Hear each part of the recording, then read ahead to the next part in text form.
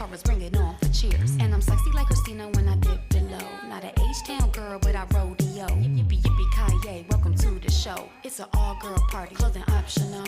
Me and your girlfriend playing dress up at my house. I gave your girlfriend cunnilingus on my couch. She cute, kawaii, hentai boobies that excite me. I think she really likes me as politely can I slumber body, slumber body, slumber body, slumber body. My girl look like Wednesday Addams. Eyes go black when she orgasms. Hide your back, she likes to stab them. My butt cheek, she likes to grab. Matching pajama bird.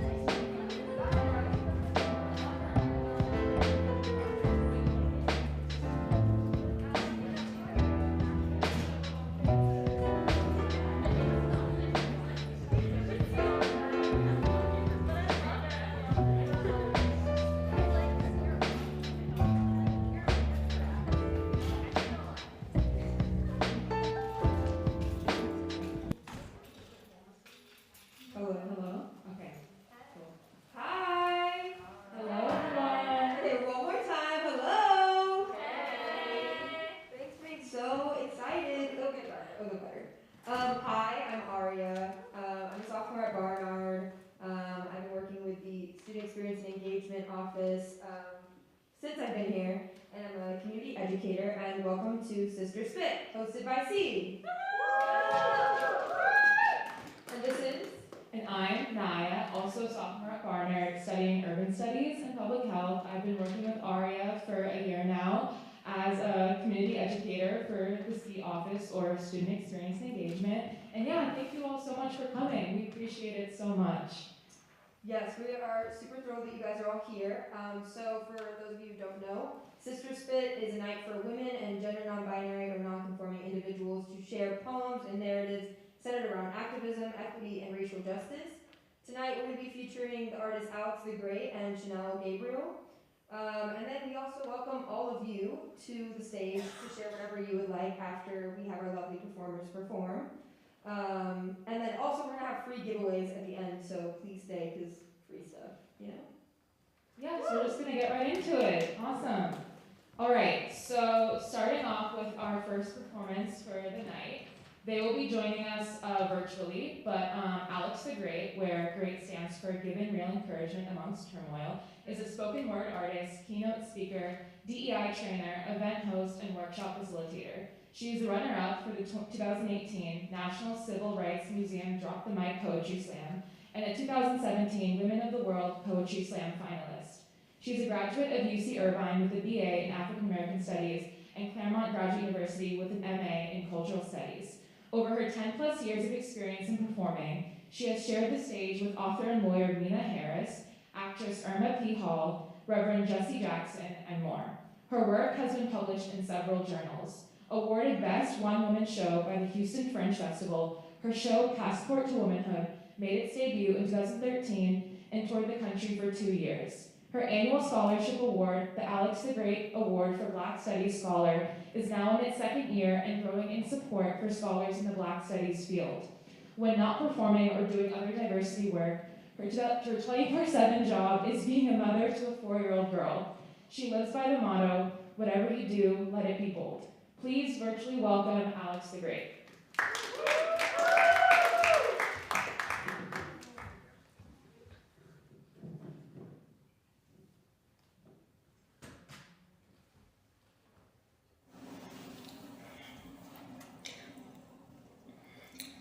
Good evening. Thank you for having me with y'all. I'm so glad to be able to be part of y'all's events for SisterSpit. My name is Alex the Great. I've been giving real encouragement amongst turmoil, and I'm going to be spitting some poems for y'all. Hope you do enjoy. If you like what you hear, you can follow me on IG at Follow the Great or Twitter, Alex the Great or #1. I tried to call myself depressed once, attempted to label myself a statistic to a sickness that I had no true cognizance of.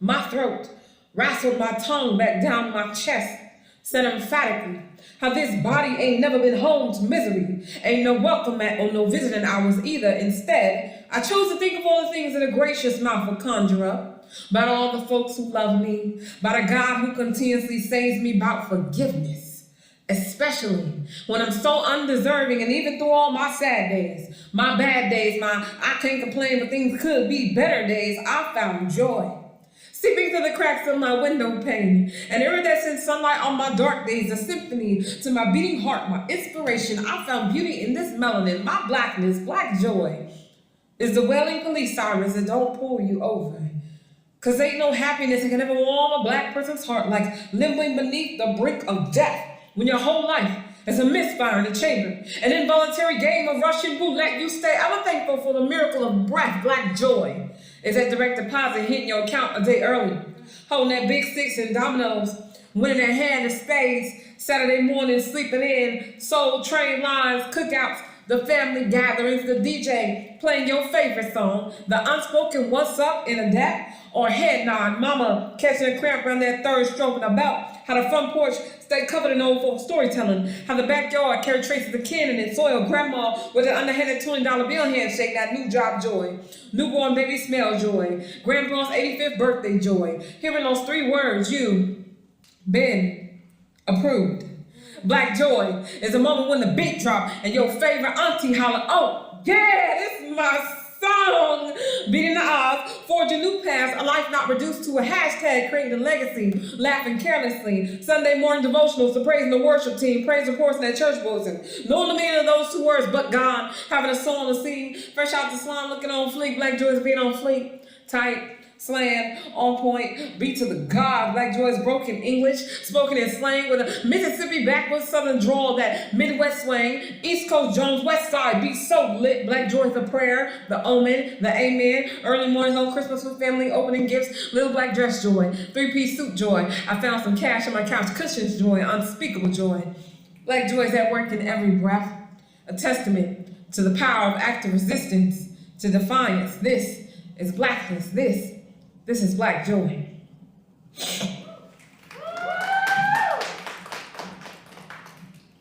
My feminism will whoop your misogyny any day of the week. Cause my feminism ain't no punk. My feminism knows that you fight like a girl is not an insult, won't settle for the stereotypes, because girls are not fragile. We are strong-minded, built to last. My feminism is a lit match, a broken fuse, a furious flame, burning brawls, petties, and all types of bad relationships. Why does that have to cost so much for good support? For $45, I would much rather keep my money and hold myself up. My feminism says equal work deserves equal pay. Duh. Your dick doesn't make you any more or less equipped than me. See, I think I come from a dying breed, one who won't just lay down and take it. Unlike that old adage, I'm good for more than just laying on my back. Sometimes I like being on top. My feminism will twerk, shake, and drop everything she got to the floor with no heads. Say sometimes when I move, my ass moves the opposite direction. But we are not asking for attention, do not need any of your permission. My feminism is not for your slut shaming and your name calling, your body politics. This vagina has a mouth, and she will speak for herself. My feminism does not like boxes or closets or hiding spaces. It's not about exclusionary tactics, not afraid to be bold, to stand out, to live proud. My feminism talks like this because I can back it up. See, I don't speak on facts of what a woman should do because I respect a woman's right to choose. Now, I don't like hairy legs or armpits, but I won't knock you if you do. And I would never kill a gestating child of mine, but I respect your right to choose. My feminism does not promote violence since I'm being provoked. I don't incite a riot unless I see a thud of smoke. And I don't take too kindly to idle threats. I speak. Even when I'm not spoken to, I move. And I don't wait for your instructions. My feminism says, F all your rules. But my feminism knows how dangerous it is to be female, to be born woman, to know the heaven and the hell I hold in this body, this temple. Yet I keep praying for the day that I won't be forced to divorce myself from this skin, to undo this back-breaking labor called life, pick a lesser of two evils, a more subtle form of oppression. My feminism knows I don't just live in theory, in debate, in dissertation. In your textbook, I am a daily contradiction, a walking counter-argument, and my feminism teaches me to never, ever be silent.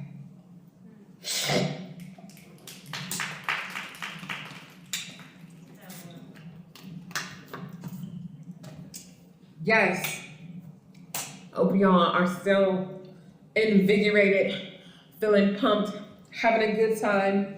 I know I am. So sad I cannot be there with you, but hopefully this is an adequate substitute for my presence. We here in spirit. Black women don't know how to do nothing but make it. Ain't got no other choice but to be strong. So I do it.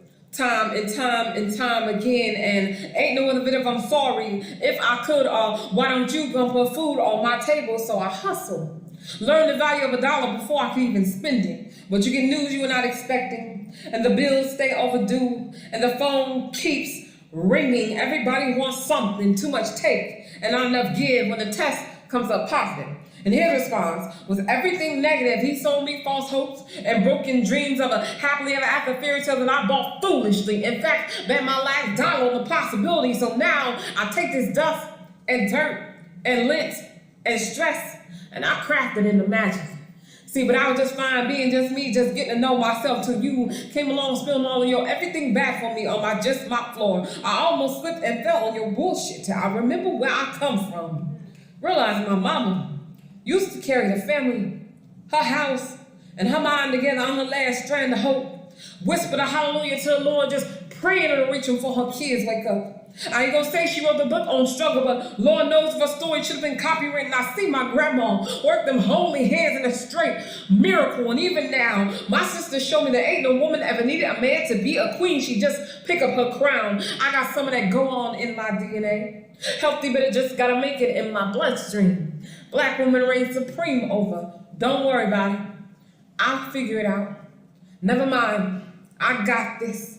Be answering to everything like problem solver. The Messiah gets stuff done like bitch, ho, excuse me, can you, will you, hey, excuse me. Always got all the answers.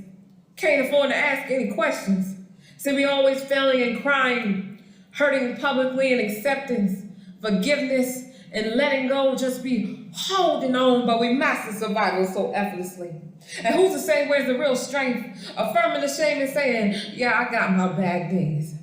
But I cradled the nape of my womb and I whispered, I got you.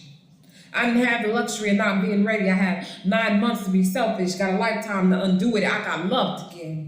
I'm surrounded by a village. I am blessed. Because you see, us black women, we don't know how to do nothing but make it.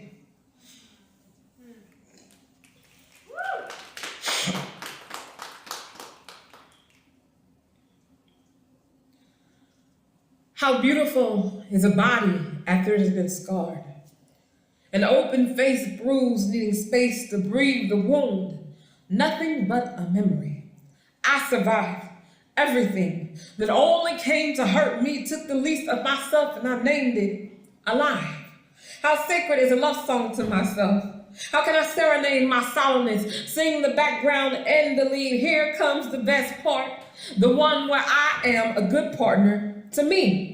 I set the stage, the lights dim low, see self-care as an act of revolutionary healing. And no is the most romantic language. I know I get turned on by setting boundaries. I do not quiver or hesitate to name my desires one by one, grant myself my every wish. How do I pick myself back up after the fall? Look the other way when I'm catcalled by the edge of the cliff does not scare me. This is me with real good love enveloped in my entire body. See it, watch how it embraces me, covers all these insecurities twice over, how it doesn't think twice about affirming me, how I ain't gotta wait for anyone else to rearrange their priorities before I can actually see that I am worthy. Ain't gotta convince myself my heart ain't fragile or weak. It's real heavy. Got a story to tell. How about these stretch marks save me? I named each one a star amongst a stellar constellation. My body is an unconquered galaxy. That heartbreak did not name me. And I am the sum of an exponential level of dispelled grief. My pain rooted in joy. How many times have I almost died? The man who stole my childhood and renamed me damaged tried to claim me. Drank so much I blacked out through my 20s. Generational trauma tried to shame me. The men who would feast on my body like a 5 o'clock buffet line. The childbirth and all the blood loss, the love loss, the eulogy, the surgeries. Every day is a party, a celebration, and I am my favorite song. Headed back out to the dance floor. This is the remix. The mirror is my best friend. She gives a ceremonial head clap and a dance, the monumental, hey, to cheer me on. How glorious is the reclamation. My heart, equal parts made of clumsy relationships, gap tooth smiles, and a stained glass mason jar full of regret, these stained teeth, hands full of stomach rolls, hips spread like wildfire, and hair with split ends. It's all me. Every day, I wasn't supposed to be here, but I am. I revel in Satan's failed attempts. I owe so much to this body. How it didn't betray me. I all but despise it, yet it does not seek revenge, but it does the thankless job of continuing to love me. Thank you so much. I so appreciate my time with you. And I hope that you got something from this and that we can connect further in the future. You all be blessed. Remember to take care of yourselves and in all things continue to seek and to center joy at the root of everything. Yeah.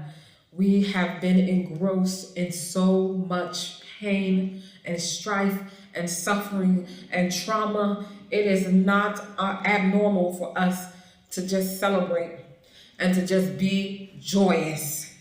Joy. Joy is something different from happiness, right? Joy is a deep-seated feeling, an emotion, right? That stays there despite and amongst everything. Joy is the through line. I'm so happy that y'all's theme for this year is Black Joy because, and it shouldn't be just during these 28 days. Remember to keep that at the forefront of your mind. In March, April, May, June, July, right? We celebrate Black history all year. I'm Black and I'm making history every day. I get up, I'm alive another day. That's my resistance, right? And I'm joyous about it. Yes. Y'all be one.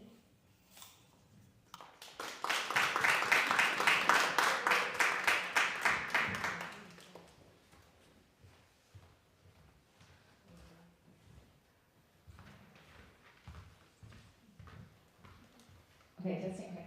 Can we have another round of snaps and applause for Alex the Great?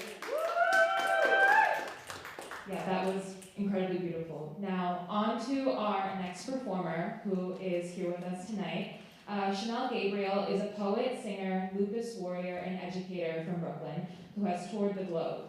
Widely known for featuring on HBO's Deaf Poetry Jam, she has shared the stage with artists such as Jill Scott, Nas, Nikki Giovanni, and more. She crafted and featured in a national Pandora music campaign for Black Music Month that landed on the Times Square Jumbotron, curated poems for Fast Company Magazine's International Innovation Festival, and was listed as one of Blavity.com's Artist Activists You Should Know. Currently, she is working on her third album, finishing up her master's in education at the Teachers College, and serving as the executive director at Urban Word NYC, an organization that curates poetry and hip-hop programming for youth across the country. Please welcome Shanelle Gabriel.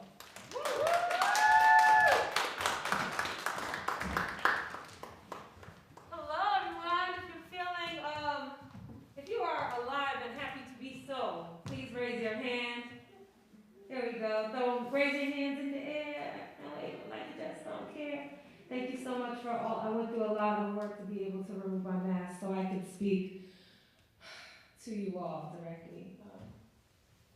And trust me, I stay away from people. So, but no, thank you so much for having me be here and allowing me to share some words with you all. First piece I'm going to get straight into. If you like anything you hear, if anything touches you, I give you all, feel free to make a noise, feel free to snap. And this is, carry this on with everybody that comes on this stage, because you know, we're artists and we're sensitive about our ish, and sometimes it's just nice to be affirmed, right? You can feel like, oh, somebody knows what I'm talking about, okay? Well, you can go, ooh. You're like, yes.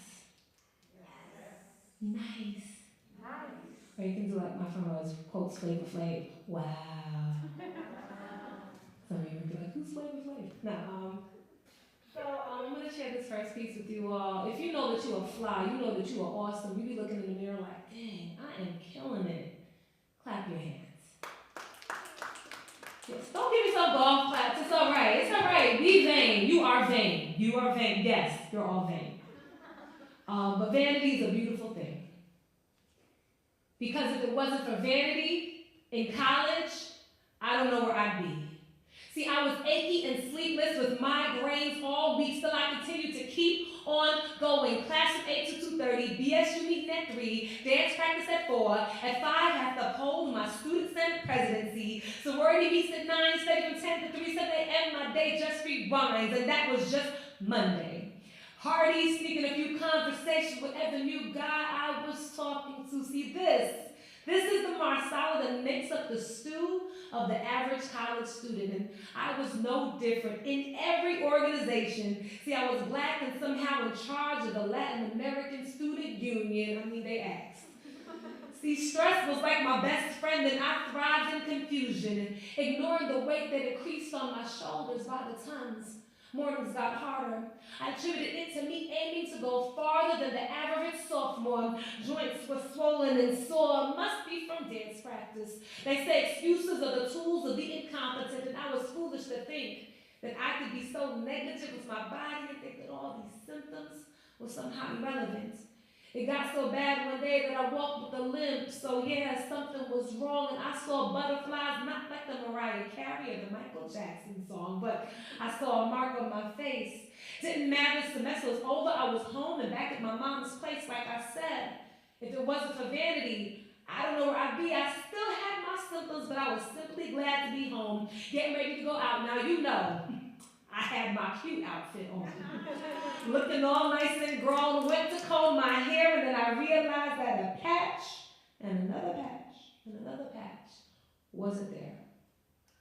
Vanity had me at the doctor the next day, said, "Doctor, I have some other complaints, but they can wait. Take care of this. Take care of the exterior like most people nowadays." And the doctor had this baffled look on his face. Did some blood tests, put a hat on, and I went on my merry way. And a few weeks later, the doctor said, "Shanelle, have you ever heard of lupus?" I said no, and he proceeded to say that my immune system was too strong and attacking my own body, and much to my dismay, I had to figure out how I could fit this into my schedule.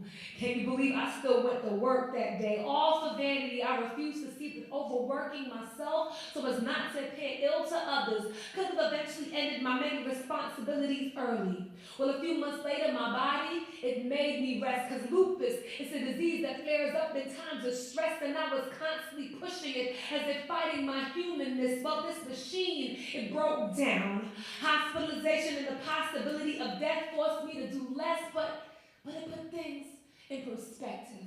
Because life is about more than just meetings and deadlines. See, I'm not a millionaire, I only have one lifeline, and if it flatlines, I don't want to have any regrets. So I vow to live every day as if I have 24 hours left.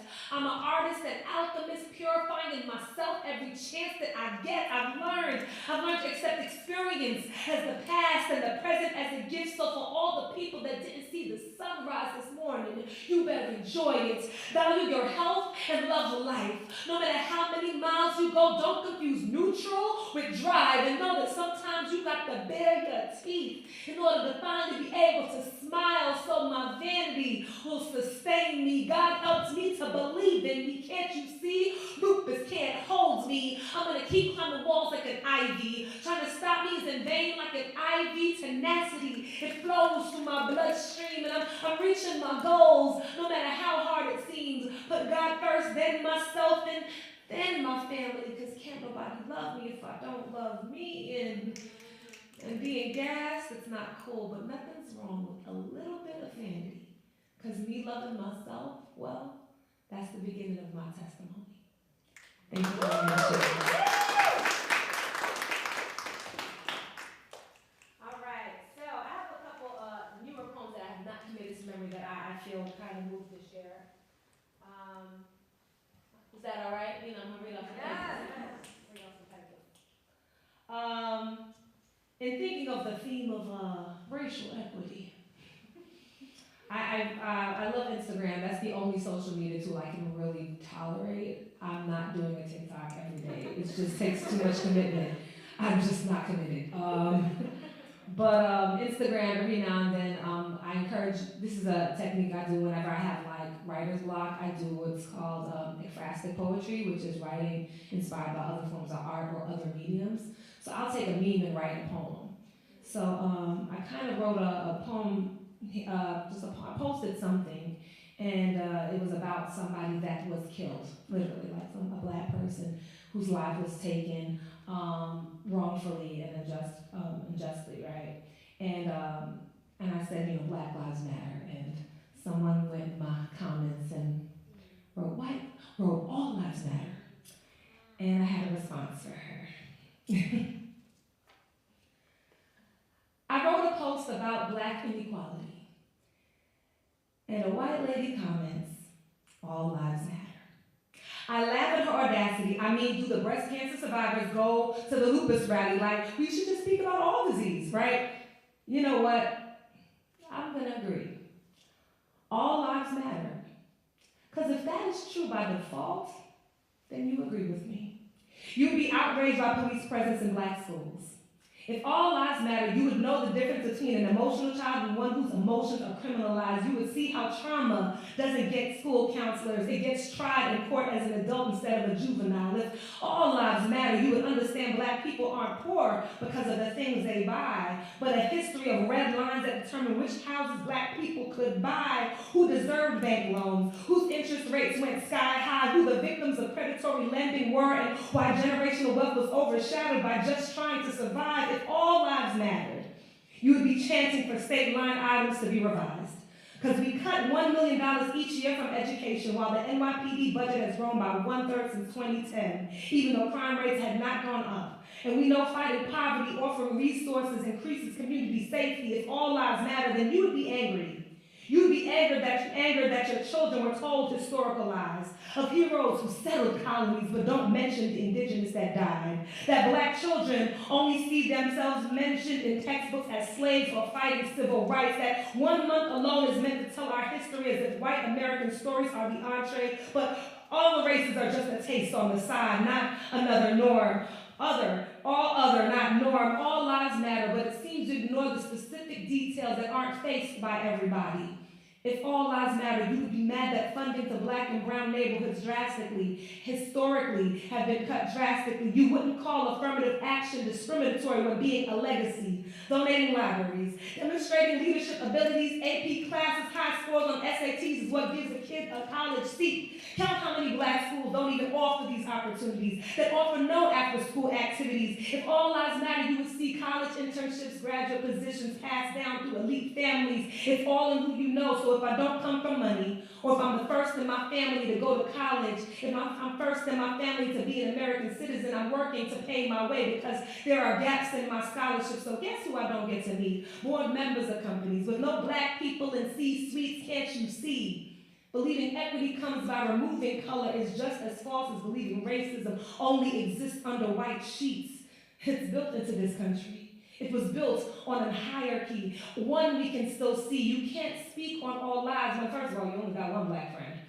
How much of your beliefs are built on doctored statistics and stereotypes and not a true community interaction? Don't mistake progress for this being abolished. Just because Oprah is rich and Obama held the presidency, I can love my country while pushing for the ideals of what the U.S. is supposed to be. Any problem for a segment is a problem for all of society. So yes, all lives matter. Didn't know it was wrong for me to speak to the lives who are once considered livestock, who are still considered free labor, who are over-policed and under-resourced and told they should just do better. All lives matter, but the story of my life and others like me, you tell me you don't want to believe. We just want access to everything the Constitution promised us. Dismantling systems of supremacy, create the scaffolds that help those in need. My people just want the ability to thrive, to retire the words first black, because we should not still be making history if all lives matter. You ought to be just as angry, because centuries of structural injustice make all lives matter a fallacy. Thank you for letting me share that.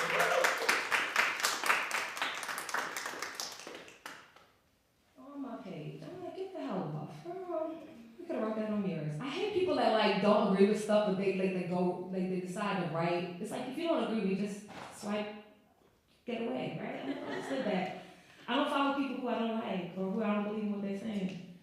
And I had all those people doing I feel like one thing about COVID that's happened is that it just uncovered how many conspiracy theorists and Hotep folk that I actually am friends with. I was like, what?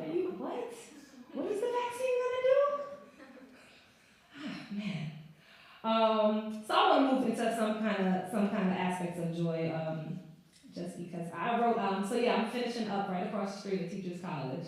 So it's graduating May with my master's.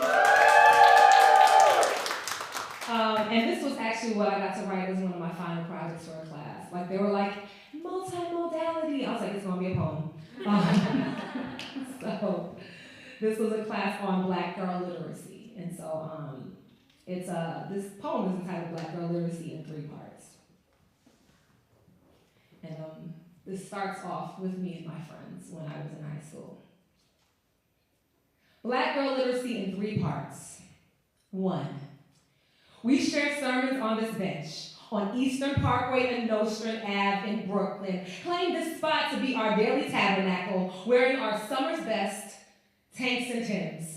Kicks and crop tops, we are dressed for our devotional bread. We feed each other parables of high school escapades, lessons learned at lunch tables. We pray to God that someone is not pregnant, that he calls, and we are not out of daytime minutes, I'm showing my age. We fast until her mother arises from the subway, like Jesus on the third day, paying tithes to the building fund, foundation for our temples, the lettuce, mayo, cheese, no tomatoes, salt, pepper, vinegar, and boar's head turkey, because God said he will withhold no good thing from his children. Yes, boar's head turkey.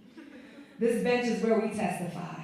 This is our Booty Shorts Fellowship, where we study ourselves to show ourselves approved, to be alive and found whole and holy in our brown girl bodies, and we pray that we will commune together forever and ever. Amen. 2. I hear his privilege before I see his face. A grown man's request in the cursive of a demand. Yo, what's your name, shorty? The girl has her weight thrown against the subway pillar. That weight, maybe about 100 pounds. Though through the mask, I assume she was a preemie, maybe about 15 years ago. He is speaking, and she is not. Her friend with the same small frame is not. He assumes it is due to his mask. He lowers it, like she needs to see his mouth to know that her place is to listen. He is confused that she is not honored, bothered that she does not gift him with her name. Does she not know how to respect her elders? This grown-ass man, leaning into this teenage girl who leans into the subway pillow, whose friend leans on her left leg as I lean into the anger that scratches against my tongue, ready to crack the ear the moment these two that I have now branded my little sisters say that they need me. She says her name is behind a door he is too old and too ugly to walk through. She locks away all the jewels he assumed belonged in his palms. He belches, "You ain't that cute," as if convincing his pride to remain swollen. I am sure he hears my wholehearted judge and jury of a laugh as they switch places. He, the child, stomping away. They, the girls, learning that the slow tongue of childhood is not afforded to black and brown girls. 3. She is all about acrylic and anime. Bringing blessings, banishing bad vibes, belly full of bad jokes and cheap wine, always gathering, always collaborating, always crafting comedy over brunch and beats, contradicting conjurers of lies that say, black girls are dramatic, dragging each other, no. Lies that they are all fire, fist fighting, grabbing glasses of water to hurl, and all hurt inside, told to smile. Why?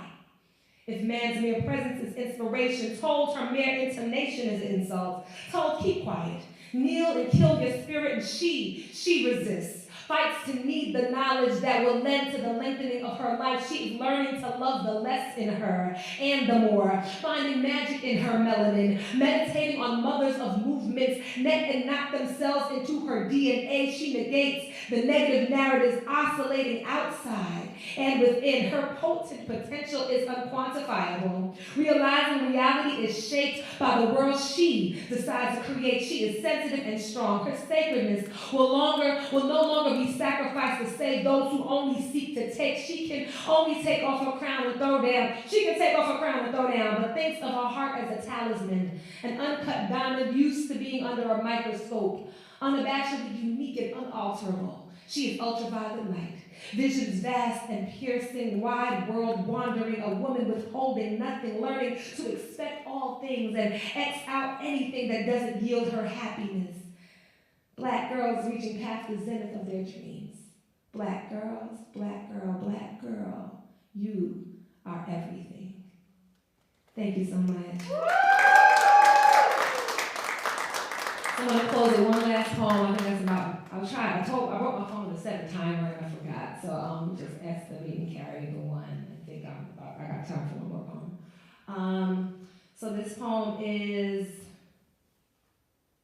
no, I'll do this other one. As the spirit leads is what happens. All right, so I'm gonna stay on this woman theme. Because I write for myself and then think that people might want to hear the inspiration. The things I write things that speak to my spirit, things that I wish somebody would tell me, and that's usually what I share. Like I write poems all the time about drama, like I can't stand you, but I just, for me, the stage, and everybody's calling is different, but for me the stage is like where I try to affirm. I want to affirm and speak light and life into others. And so a lot of the things that I write, I'm like, Shanelle, this is what you need to hear.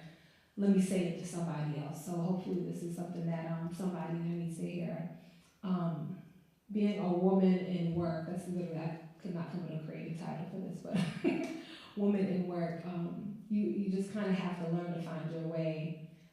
Being a woman or being femme or femme presenting, it literally just, in spaces you have to learn how to navigate just the fact that people already have their idea of who you are when you walk into a room. And this is a combination of various places that I've worked in and things that I needed to hear in all of the spaces I was in. When you hand them your resume and they want to talk about your makeup, when you get that corner office and they only talk about the length of your skirt, when they prefer to refer to your areas of weakness, ignoring the weight of work you carry each day, when you cross every T and dot every I, but the promotion goes to someone missing an X to their Y, when you bring your experience to the table and they still think they need to cut your meal for you, when they call you sweetie and dear, like your name got lost, when your 4C curls don't meet company guidelines and they seem to prefer your black relax.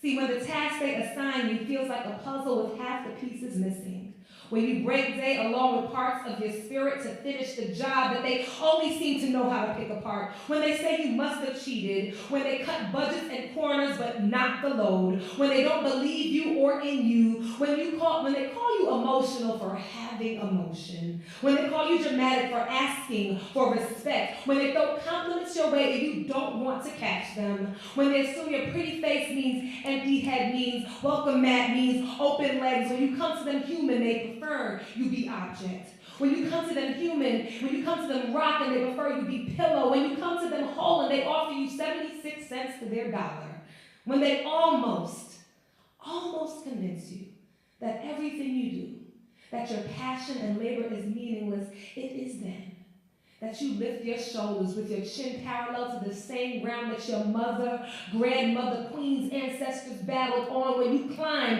and your fists grow bloody from pounding on the glass, feel the dents where the others have chipped, when you realize that with all the world has told you, you still quake the earth, planted seeds in dry soil, watered yourself and bloomed. It is then that you push back against the people betting on your complacency. Recognize that women have always been the fuel for every movement, have been the backbone that stood alone and often unknown. It is then you realize that you don't have to hold the lies that they told.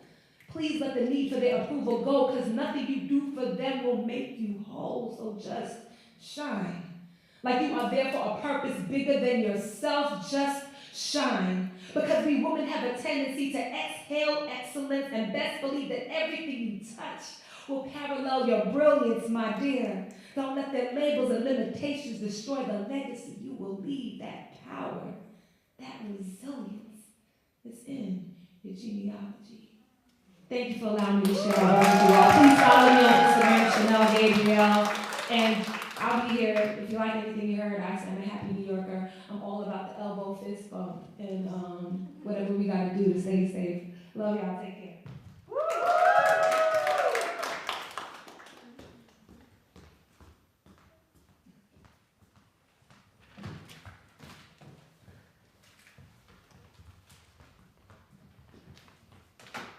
Let's give it up one more time for Shanelle. Are you going? Oh, yes, mine is. Hello. Is mine? No. All right. Okay, well, again, thank you so much, Shanelle. That was amazing.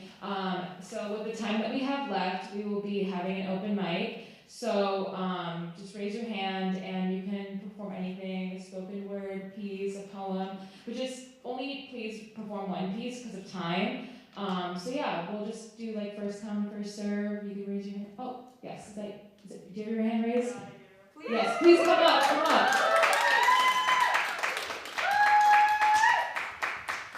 And also introduce yourself, of course, when you get to that.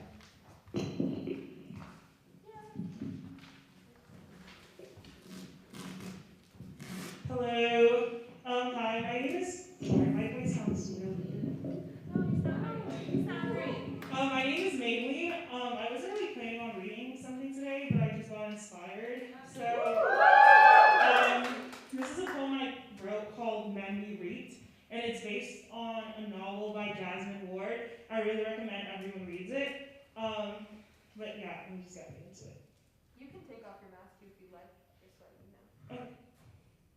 Is this better? Oh yeah. We either live to die or die trying. We hold our breath so long we forget to exhale, hoarding the oxygen until it begins to sour in our lungs because for some, breath is luxury. Just having the ability to exist is enough. I know dying is inevitable, but being Black in this country means death often comes with tragedy. With empty caskets with empty funerals and closed caskets, bodies unrecognizable. So here is my eulogy to them, the men we reaped, the men we buried. Roger died at 23. After overdosing on cocaine, he was found in his apartment 4 days later, limbs twisted and bruised, white nostrils and bloodshot eyes. Death was violent with him. He lay alone on his bathroom floor. Grief looked lonely on him. Roger had been doing coke since he was 13, his cousins earlier than that. When I think of Roger, I can only see the desperation, the need to escape so badly he traded one cage for another. I imagine the inevitability of his addiction, how the cocaine had served its purpose, how crack was specifically placed in low-income neighborhoods and we were left to rot in poverty, in isolation, desperation turning into depravity, drugs becoming the remedy. Roger was not ready to die. His body was not born to be buried, but addiction was his fate. This was the boy they reaped. This is the body we buried. Devin was shot, killed in a drive-by shooting and left to rot on the pavement. Death was cold with him. He was later found face down, palms pressed into gravel, concrete covered in blood and regrets. Devin was going to court the next day, set to testify against a neighborhood drug dealer, and he paid the price in flesh. You see, the system tells you circumstances are just circumstance, that there's a way out of anything, whether it be poverty or tragedy. They tell you if you work hard enough, you will overcome. But I've yet to see hard work move mountains or erase history. This testimony was Demon's way out, and he died. This was the boy they reaped. This is the body we buried. CJ knew he would die young. He spent his entire life waiting for the moment it would happen, tempting fate like he was tired of living, like he knew this was all temporary. He lived each day ready to die, so when he did, it came as no surprise to him. He lay in that burning car screaming until he couldn't, fighting till his limbs turned to char, his flesh to ash, because knowing that death is coming and seeing death are two different things. And CJ knew he was going to die young, but he didn't want to. And when death came from him, he knew he had to go, but he wasn't ready. He had yet to even live. But being gone too soon was his destiny, so he passed violently. This was the boy they reaped. This is the body we buried. These are the men we reaped, the coffins we built, the bodies we buried. This is life to dust and dust to ash, the decay of a spirit, the breaking of a soul. These are the underdogs that rarely win. The story's more tragic than beautiful. Death isn't beautiful. No matter how many murals we paint or poems we write, grief is tired. Grief is lonely. Loss can only ever be imagined. These are the men birthed dead, with stories already written. Call it fate, call it destiny, call it generational trauma. These are the men we reaped, and the mothers that birthed them, and the daughters that wept, and the sisters forced to build mosaics of shards, of broken homes. Our lives will end in tragedy, and they will force us to call it legacy, a lesson that everyone else had to learn at the expense of us. They will commemorate us only when we exist in memory. Where their I can't breathe shirts say, remember the pavement, remember his last words, remember the knee to his neck, remember, chant, Black lives matter, Black lives matter, Black lives only matter when they're dead. When the world has its chance to apologize, we deserve to die human beings first, not saints or martyrs. We deserve to live, to create our own legacies, to sow our own stories, to reap our own rewards. Thank you.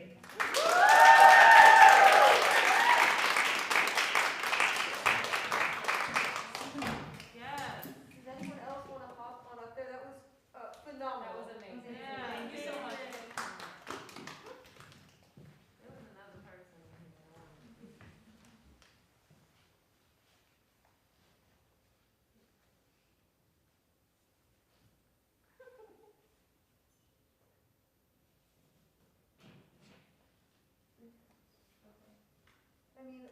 You don't have to do, like, you can do anything you want if you came here to do it. Like, you don't have to do poetry, you can sing, you can speak out loud about anything.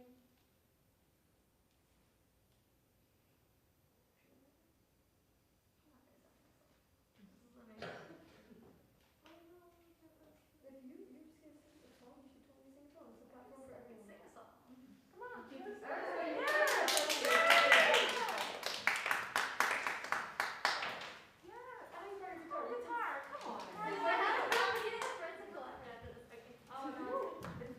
No pressure at all. Just like love your car, know your part.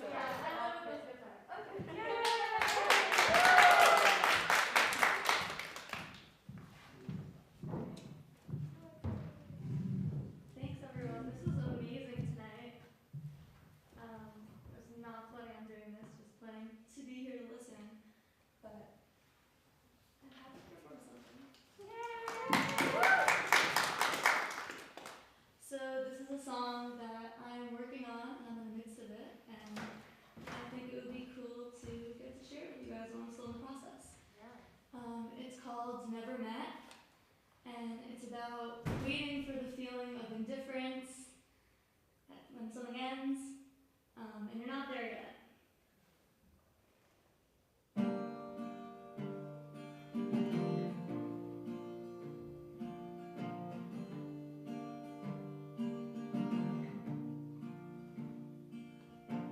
One day I won't even care at all.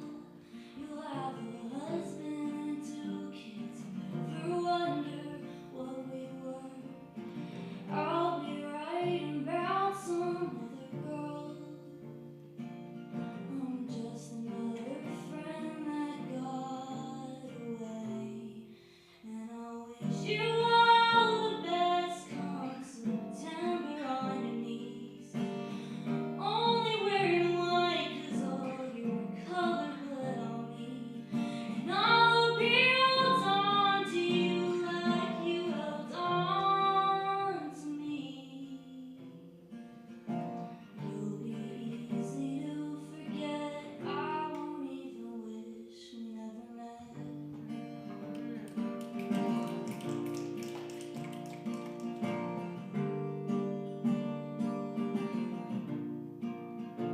If we were falling in a forest, you sure didn't make a sound. There was no one there to save me as I'm crashing to the ground. If there was never any you and me, then I'm glad I had the sense to disappear. And I wish you all the best come September on your knees. Only wearing white 'cause all your color bled on me. And I'll be held on to you like you held on to me. It'll be easy to forget. I won't even wish we never met. Thank you so much, and this event was so amazing and so powerful. I'm so honored to get to. What's your name? Oh, my name is Elizabeth Muss. My Instagram is elizmus. I'm going to be playing Postscript soon, so if you want to update on that, feel free to follow. And I will put the songs out back. Thank you so much again. Thanks, Liz, for letting me pressure you, but I just need everyone to see how good you were. Thank you. You opened your mouth and everyone was like, Thank you. anyone else want to hop up there?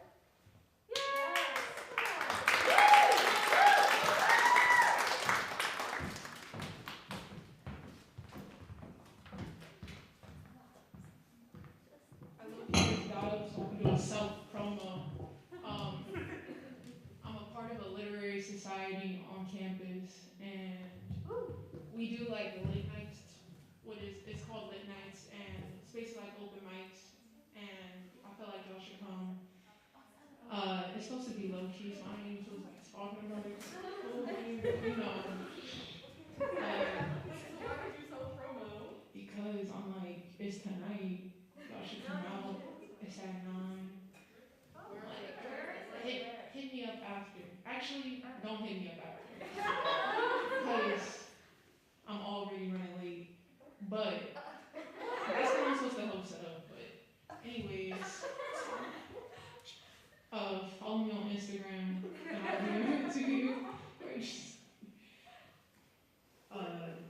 9 p.m. It's like, okay, it's 526 113th Street. It's like 3 blocks away. I don't know. I'm not from New York. I'm a poet, so I do slam poetry. I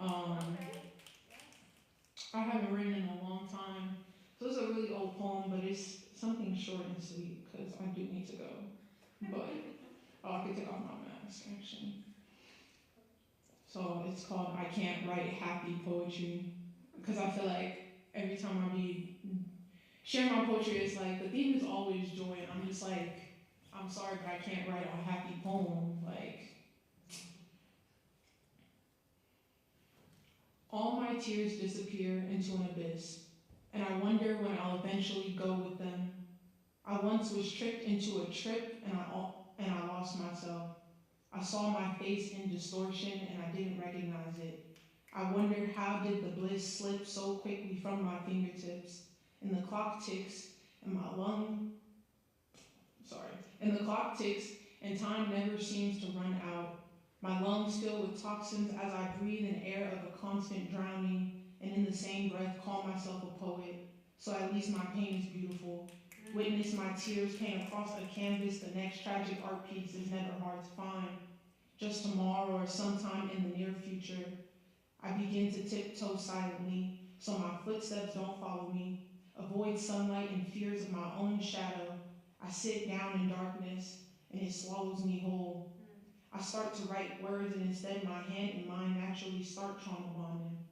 No one can see the words I wrote, so I let it be, let it all exist in some space other than just inside of me.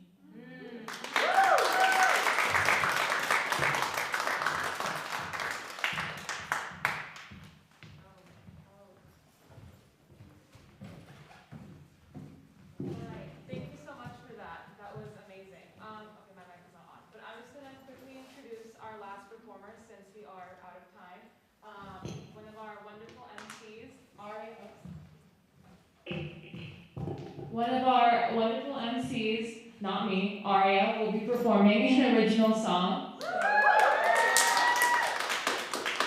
So she's setting up right now, getting her guitar, but yeah, enjoy.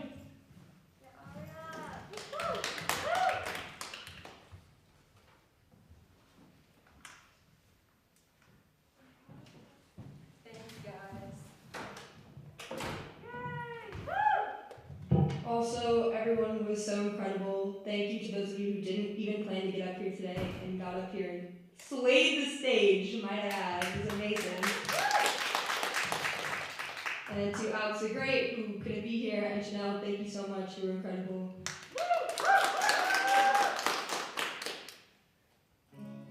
So this is a new song. A few of you guys have already heard it, so apologize for it's called Blue Suitcase, and it's about being in a long-distance relationship.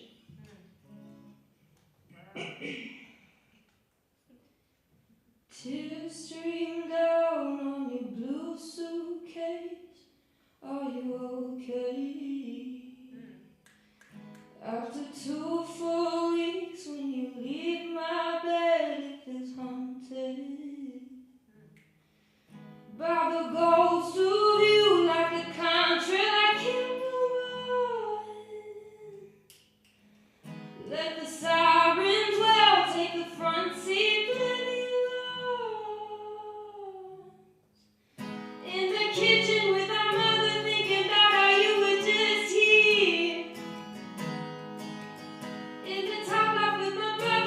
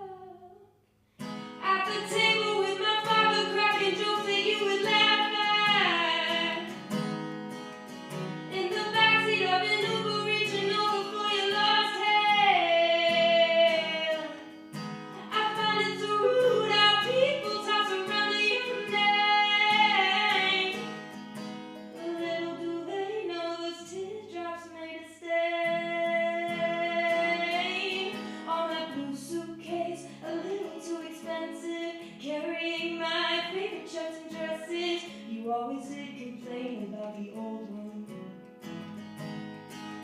And as new as this one is, it's got character, little whiffs of love, and we are amateurs. But most of all, you can tell that it's felt pain. A suitcase that has been stained.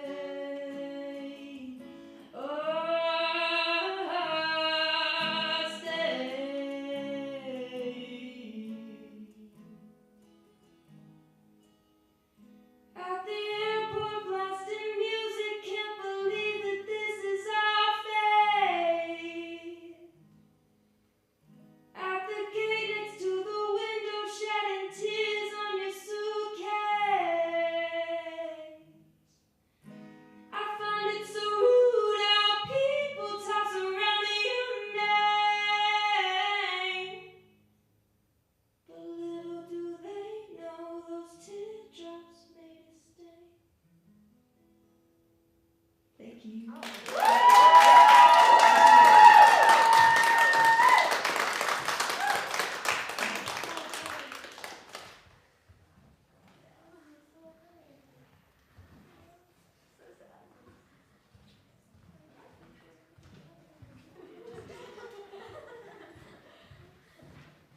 Give another round of applause for Ari and all the other people who performed.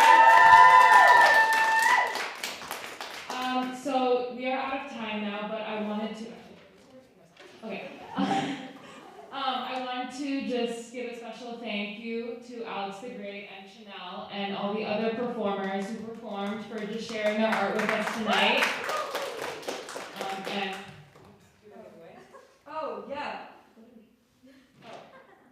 we have a giveaway, but They're in the lobby. Yeah, in the lobby. Giveaways in the lobby. And thank you. You guys were amazing. Thank you so much. Have a great weekend. Love you. yes, thank you so much.